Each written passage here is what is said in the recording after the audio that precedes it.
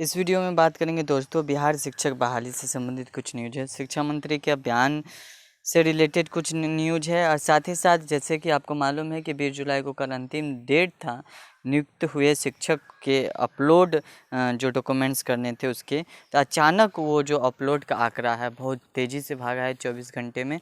फिर भी 35 से 40% सर्टिफिकेट जो है उसमें अभी भी फर्जी की बहुत बड़ी आशंका है। साथ ही जानेंगे कि छठे चरण की जो काउंसलिंग प्रक्रिया चल रही है उसमें कट ऑफ कहीं कहीं 80 के पार है। ये न्यूज़ जो है कट ऑफ वाली जो न्यूज़ है ये कहीं ना कहीं 7th फेज वालों से रिलेटेड है, क्योंकि सेम यही प्रक्रिया होगी, हूबहू यही प्रक्रिया होगी। तो 7th फेज वाले जो हैं कैंडिडेट्स अभ्यर्थी जो हैं वो इस पे बारीकी रूप से ध्यान बना के रखेंगे तो कहीं ना कहीं उनको बेनिफिट्स ज़रूर मिलेगी। रुक करते हैं खबर की ओर। जैसा कि स्क्रीन पे देख रहे हैं कि शिक्षक भर्ती फर्जीवाड़ा, इसी हेडलाइन से शुरू हुआ है इस आर्टिकल।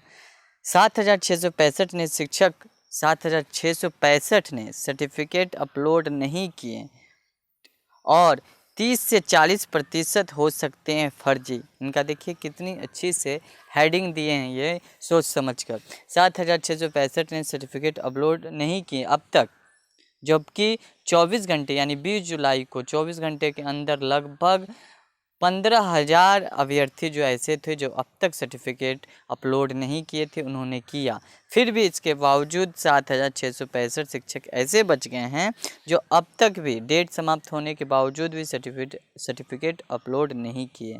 और जितने भी सर्टिफिकेट अपलोड किए उसमें से 30 से 40% जो है वो कहीं ना कहीं फर्जी है। जाहिर सी बात है, जो 2006 से 2015 तक लगभग 10 साल नौकरी किए और उसके बावजूद भी अभी तक 2021 तक नौकरी करते आ रहे हैं, लेकिन अब तक वो अपना डॉक्यूमेंट्स जो असली डॉक्यूमेंट्स होता है, ओरिजिनल डॉक्यूमेंट्स प्रमाण पत्र होते हैं, वो अब तक जमा नहीं किए।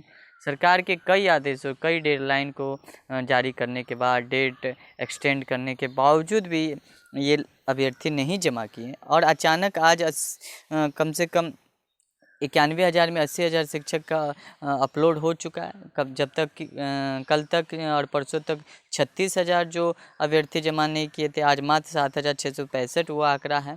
तो कहीं ना कहीं दोस्तों जो कुछ ऐसे यूनिवर्सिटी जो हिमालयन है, शायद सनराइजर्स है और एक यूनिवर्सिटी है, उन्होंने इन संस्थाओं के द्वारा अभ्यर्थी जो हैं कहीं ना कहीं सर्टिफिकेट की प्रमाण पत्र की जुगाड़ किए हैं।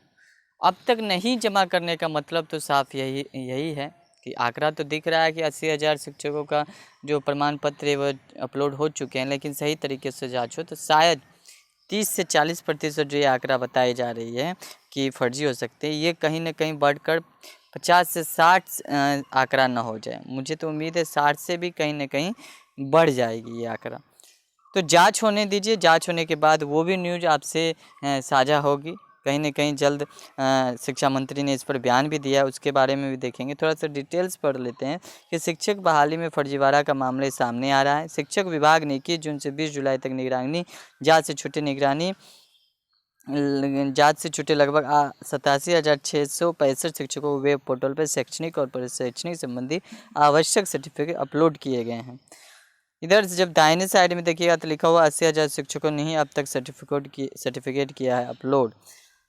तो जो 80,000 सर्टिफिकेट अपलोड हो चुके हैं, हालांकि जानकारों के अनुसार इसमें 30 से 40% शिक्षकों के सर्टिफिकेट फर्जी हो सकते हैं। अब सर्टिफिकेट की जांच के बाद ही तय होगा कि कौन गलत तरीके से नौकरी कर रहा है। एक ही सर्टिफिकेट पे 2 जिले में शिक्षक बहाल हो गए हैं, ये भी मामला है। 2013 से एक ही सर्टिफिकेट पे बहाली जो है हुए थे। 2013 से एक ही सर्टिफिकेट पे बहाल शिक्षक वेतन उठा भी रहे हैं। शिक्षक विभाग को शिकायत मिल रही है कि जहानाबाद के शिक्षक के सर्टिफिकेट जो हैं वो एक सर्टिफिकेट या 2 जगह वो नौकरी कर रहे हैं उनके नाम से। ये कुछ मामला है। सर्टिफिकेट की अपलोड हाई कोर्ट के आदेश पे 2006 से 2015 के बीच बहाली सभी 3,57,000 शिक्षकों के सर्टिफिकेट जांच की जिम्मेदारी निगरानी विभाग को दी गई है। शिक्षा विभाग ने साफ कर दिया था कि जो भी शिक्षक 20 जुलाई तक सर्टिफिकेट अपलोड नहीं करेंगे तो माना जाएगा कि उनकी बहाली गलत तरीके से हुई थी। ये सब कुछ हम लोग पढ़े हुए भी हैं। और जहानाबाद में जहाँ शिक्षा विभाग को शिकायत मिल रही थी कि जहानाबाद के शिक्षक के सर्टिफिकेट के आधार पर ही पूर्वी चंपारण में भी इसी नाम से पंचायत शिक्षक बन गए। जहानाबाद मखदूमपुर प्रखंड के शिक्षक देव कुमार ने शिकायत की है कि वे जब पोर्टल पर सर्टिफिकेट अपलोड करने लगे तो बताया कि सर्टिफिकेट पहले से ही अपलोड है, तब ये मामला उजागर हुआ, नहीं तो पता भी नहीं चलता कि उनके नाम से कहीं और भी नौकरी कर रहा है कोई। हमारा जो सेकेंड न्यूज है वो है कि 15,836 चयनित अभ्यर्थियों के मेधा अंक और नामों की सूची प्रकाशित हुई। ये मेधा अंक और सिलेक्शन कैंडिडेट के बारे में है। जैसा कि पता है कि छठे चरण की काउंसलिंग प्रक्रिया जो है हो रही है और उसमें 20 जुलाई को बोला गया था कि देर शाम तक सभी जिलों के जो है NIC वेब पोर्टल पर सभी जिलों के जो कैंडिडेट है सिलेक्टेड उनकी सूची जारी कर दी जाएगी। लगभग सभी जगह के कैंडिडेट की सूची जारी कर दी गई है। मैंने भी विभिन्न जिलों के विभिन्न प्रखंडों का सूची देखा और सूची में सबसे ज़्यादा इम्पोर्टेंट होती है कट ऑफ की। कट ऑफ कितनी गई है, सबकी नज़र इतनी ही रहती है। कहीं ना कहीं कट ऑफ जो है बहुत हाई गया है। मैं कहीं कहीं किसी सब्जेक्ट में देख रहा हूँ 80%, 82% गया है। जो महिला कैंडिडेट है SC है ऊपर से, उनका भी कहीं कम से कम 67-68 गया है। तो कहीं ना कहीं कट ऑफ आगे बढ़ रही है और उम्मीद की जा रही है कि 7वें चरण में भी कट ऑफ हाई ही जाएगा, क्योंकि छठे चरण वाले भी जो बच जाएंगे वो 7वें चरण में शामिल होंगे, ऐसा शिक्षा विभाग के कई मंत्री बोल चुके हैं। प्रत्येक जिले की NIC वेबसाइट पर सूची जारी है। 15,836 चयनित अभ्यर्थियों के मेधा अंक और नामों की सूची प्रकाशित हुई है। हर नियोजन इकाई का कट ऑफ जो है अलग अलग है। अब यहाँ पे कट ऑफ के बारे में थोड़ा सा डिटेल्स पढ़ लेते हैं कि प्रत्येक नियोजन इकाई का कट ऑफ अलग अलग सामने आ रहा है। उदाहरण के लिए घोड़सवारी में कक्षा 1 से 5 तक का समान कट ऑफ 59.71 से 77.75 रहा। उर्दू विषय में यही कट ऑफ 61.57 से 63.93 और कई अन्य नियोजन इकाई में 70% तक रहा। इसी तरह अथमल गोला में समान कट ऑफ 77.78 से 81.91 यानी 82 लगभग तक गया। गणित विज्ञान जो कि एक टफ सब्जेक्ट माना जाता है, इसमें भी कंपटीशन लगभग रहती है सोशल साइंस की तरह, वहाँ भी कट ऑफ जो है अन्य विषयों से अधिक दर्ज किया गया। फिलहाल नियोजन इकाई जहाँ दिव्यांगों अभ्यर्थियों ने आवेदन नहीं भरे थे वहाँ कुल 30,000 पदों के लिए प्रस्तावित काउंसलिंग में केवल 15,836 पदों के लिए प्रस्तावित काउंसलिंग में केवल 15,836 पद ही भरे जा सके हैं। जहां 30,000 पदों की बात हो रही थी काउंसलिंग में, अब तक वहाँ 30,000 में 15,836 पद ही भरे जा सके हैं। और मैंने पिछले वीडियो में देखा जाए यहाँ जो 30,000 पदों की प्रस्तावित काउंसलिंग की बात की जा रही है, किसी अखबारों में मैंने यह आंकड़ा 24,000 समथिंग और 25,000 लगभग देखा। यहाँ पे 30,000 बताई जा रही है। ये अलग अलग अखबारों का अलग अलग डाटा है। अब देख सकते हैं कि अभ्यर्थियों की सूची में गड़बड़ी हुई तो दोषियों पर होगी कार्रवाई, ये कहने वाले हैं कल शिक्षा मंत्री। और शिक्षा मंत्री ने कहा है कि कल शिक्षा मंत्री करेंगे समीक्षा सूची पोर्टल पर अपलोड। ठीक है, ये अखबारों के माध्यम से पता चल रहा है।